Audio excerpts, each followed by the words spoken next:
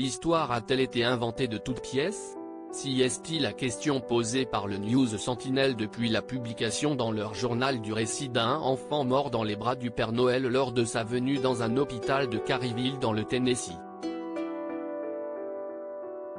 Le quotidien américain a cherché à vérifier les informations d'Eric Schmitt-Matheson sans y parvenir.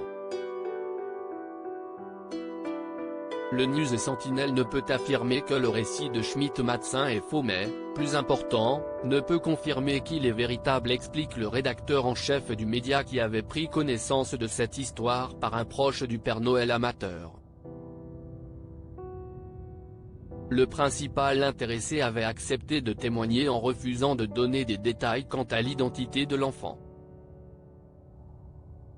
La supposée infirmière présente sur les lieux du drame ne souhaite pas témoigner quant à elle par peur de se faire réprimander par sa direction pour avoir fait appel au Père Noël sans leur autorisation. De son côté, l'épouse d'Eric Schmitt-Matheson a affirmé que le récit de son mari était bel et bien vrai. Je me souviens de l'état dans lequel il était le lendemain, si est-il quelque chose qui a pesé lourd sur lui. Je sais qu'il avait besoin de temps pour accepter ce qui s'était passé, car il n'était évidemment pas préparé à voir un enfant mourir dans ses bras, a-t-elle confié à Oubir.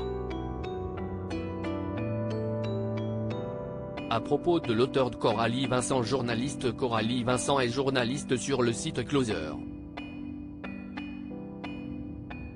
FR depuis septembre 2012.